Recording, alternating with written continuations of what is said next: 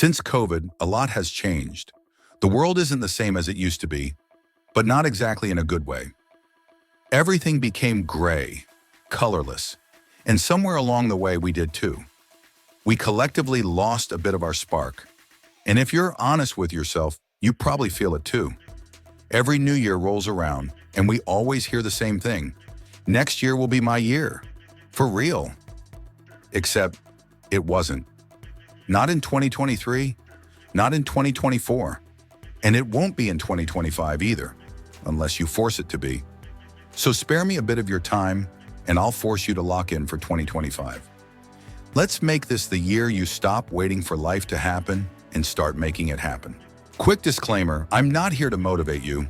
Motivation is a sugar rush, and I'm obviously not selling candy.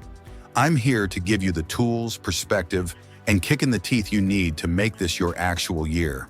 Like, for real. Now, I'm not going to be too hard on you. I know you've been trying, or at least you think you have. Maybe you started a bulking plan but quit after 2 weeks because life got busy. Or you set goals, but they were vague enough to be ignored. I want to be better. Better at what? Breathing? You've been doing that since birth. Here's the thing.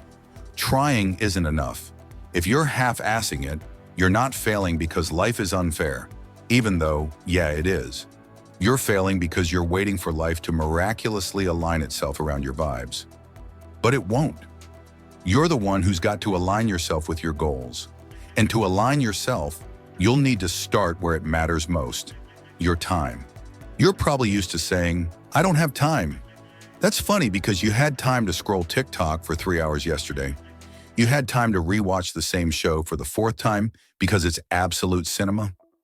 You had time to stare at the ceiling, thinking about how you have no time. Did you see it? You have time. You're just bad at using it. If we do the math, you have 24 hours in a day.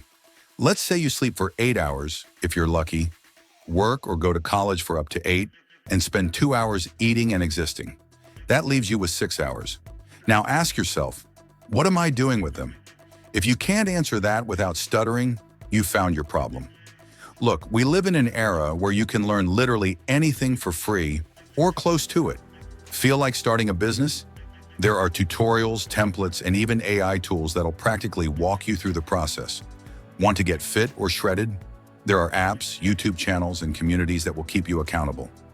Learning a new skill? Platforms like Coursera, Skillshare, or even TikTok, if you're following the right creators, have you covered. So why are you using your phone to scroll aimlessly instead of using it to level up?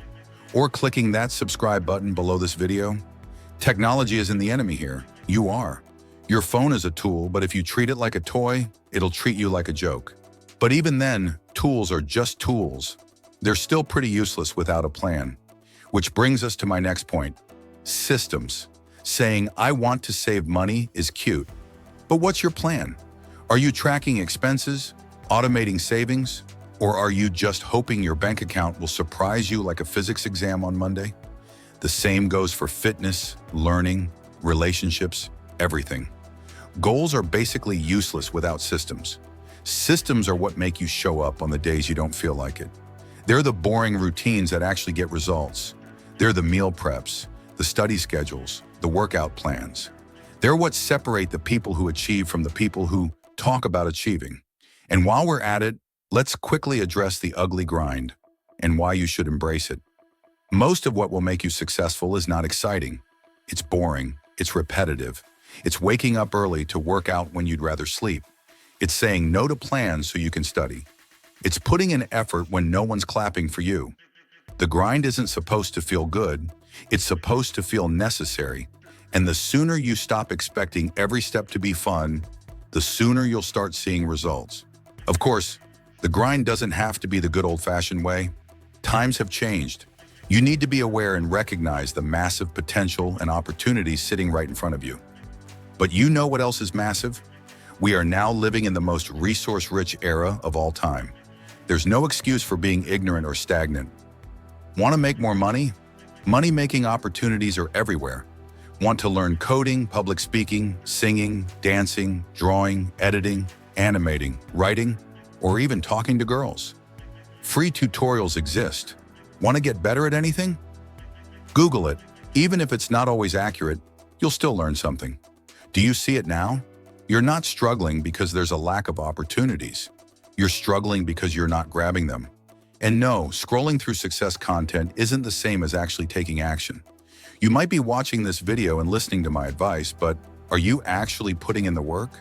Stop being a boring, passive consumer of inspiration and start being an active participant in your own life. That being said, there's still one problem. People avoid taking real action because of this one particular idea: balance. You've been sold this idea that you can balance everything perfectly: work, life, growth, rest. Actually, it's not that easy, and it's kind of overrated too. If you want something badly enough, you have to let other things slide, collapse, descend, plummet. That doesn't mean burning out, but it does mean prioritizing like your life depends on it, because it kind of does. You're not going to achieve your goals by squeezing them into the cracks of your schedule. They need to be front and center, not an afterthought. And in order to do that, you need to answer one big question: am I really trying? Because it's easy to say you're trying, but are you really? Or are you just dabbling? There's a difference between effort and consistent effort. One gets you short-term results, if that, and the other transforms your life. Be honest with yourself. If you are not where you want to be, is it because the world is against you? Or is it because you are not fully in that mentality? Are you because you're the lamest? Or are you the lamest because you're you? You can't half commit and then expect full results. I'm not saying this as someone perfect, because I'm not, but I can confidently say I'm the best version of myself that I've ever been.